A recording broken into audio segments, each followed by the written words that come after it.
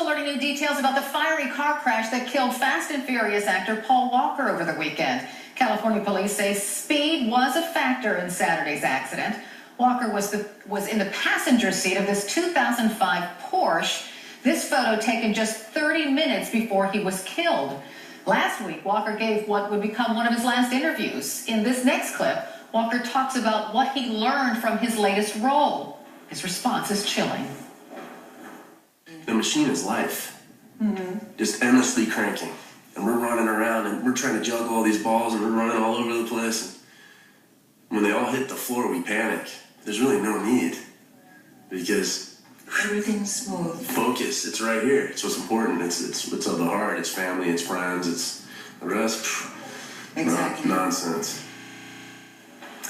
A video posted to YouTube shows the inferno moments after the car slammed into a pole and burst into flames. Now, it's unclear how fast the car was going, but these photos shot by CNN show figure-8 skid marks near the crash scene.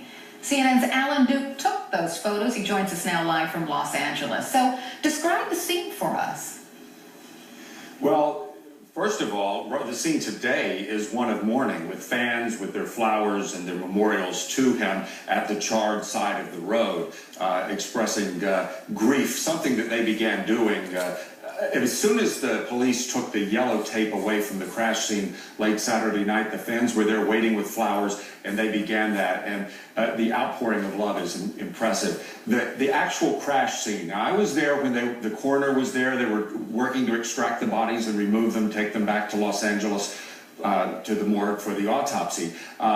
The scene there, you could still smell the smoke in the air. I think you probably could still now. It's a wide industrial park or business park road, and it was probably pretty deserted on a Saturday afternoon. This car that is now destroyed originally cost $450,000. It had only, in the 8 years it had been on the road, been driven 3,200 miles. It had been sold 5 or 6 times, according to Auto Week magazine, and they quoted professional drivers saying it was a scary car to drive. We're talking about a V10, a huge 610 horsepower engine, very hard to drive. Now, Roger Rodas, who was apparently behind the wheel, is a top-notch race driver, does it every weekend, builds and works on these cars. He owned the cars. He owned an exotic car shop just down the street from here. And how would he crash this car is the big mystery that they're trying to solve. The skid marks that you saw are all over the road for about 50 yards. Wasn't necessarily from him that day, but somebody had been doing the donuts and the other